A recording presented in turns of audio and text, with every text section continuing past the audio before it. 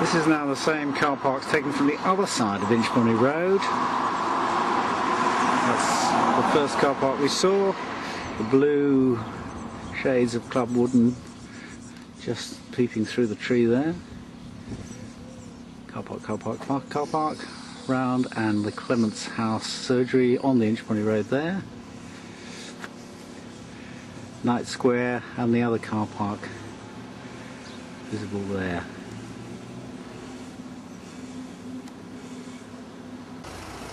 This is lunch hour, so some people have gone off, but still there's sort of double parking. Look through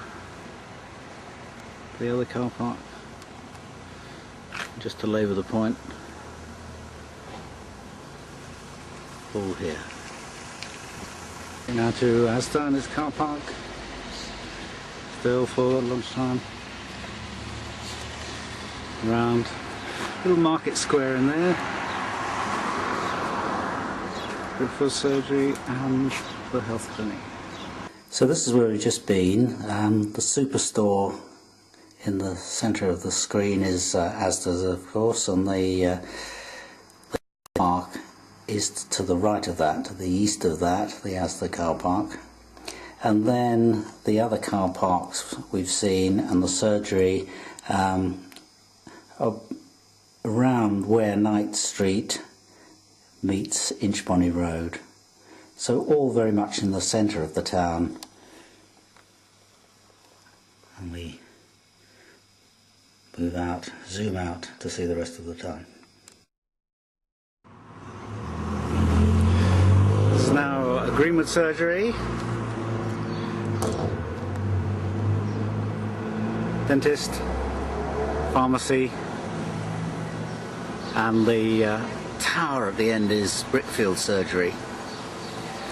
And between these two surgeries, Brickfield's and Greenwood surgery, there are more than twice the number of patients that are looked after by the new surgery.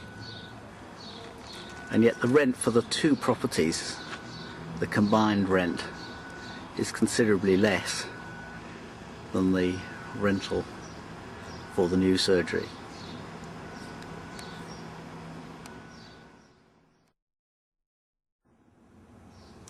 Someone worked out that if the PCT rent the new surgery premises from McCarthy and Stone for a 10-year period, at the end of which time, of course, they'll have nothing because they don't own the building, they'll have spent as much money as was spent in total building and owning the health clinic here, just a little bit of the back, Brickfield surgery here, and Greenwood surgery.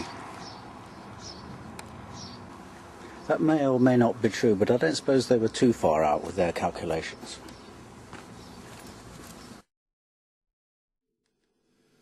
This document, which was obtained from the PCT under the Freedom of Information Act, gives you a rough idea what the usual rental value for the surgeries in Southwood and Ferrers and the Malden area are. So it's 14,000, 12,000, 21,000, 28,000, 11,000, that sort of area. So moving up to 70,000 for one surgery is really quite a big step. Here's a report to the board in January 2005, and as you can see here, 400 square metres is available in one of the buildings, and the lease cost will be in the region of £75,000 per annum. So they are trying to give the impression that there's a couple of extra rooms, 2 or 3 extra rooms, that can be used as a sort of extension to the health clinic. So really this is not all going on a single practice. But from the point of view of being a practice, of course, it's too near to the other practices. And from the point of view of being an extension to the health clinic, it's too far away. So it's a a worst of all possible world solution.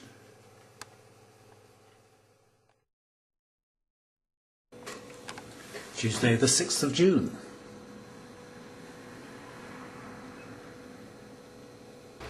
This is St Peter's Hospital again.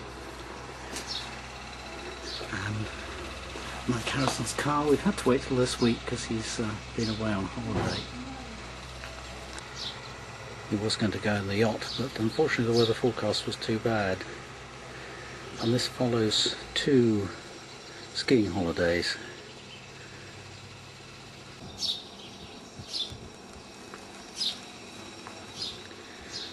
Head from the back.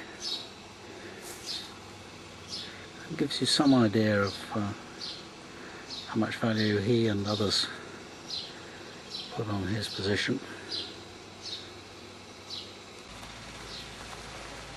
Not bad, eh?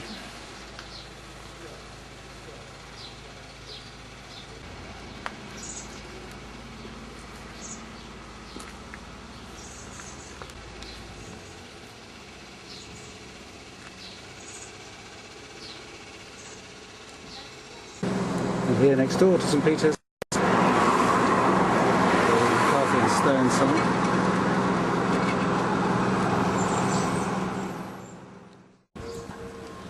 The chimney of St Peter's in the background.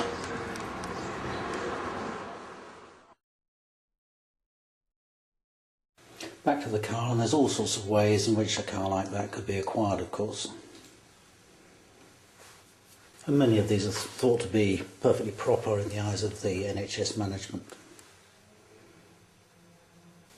Mercedes seem to be near the top of the list in terms of popularity. Indeed, for all we know, he may just have won the lottery.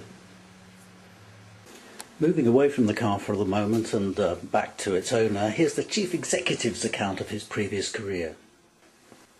He says, "I've spent the last 20 years working in the health service and the last 3 as chief executive of the Community Trust in Southend. To me it was a natural progression to move from a community trust to a primary care group." Private Eye in October 2004 carries a slightly different version, however. This is a piece called Doing the Rounds, and it says that the chief executive of the Malden and South Chelmsford PCT is Mike Harrison, who held a similar position at Southend Community Care Services Trust until consultants passed a vote of no confidence in him in 1998, alleging that he colluded with South Essex Health Authority to destroy patient services. Harrison vigorously denied this, but eventually resigned after an independent review of his management techniques.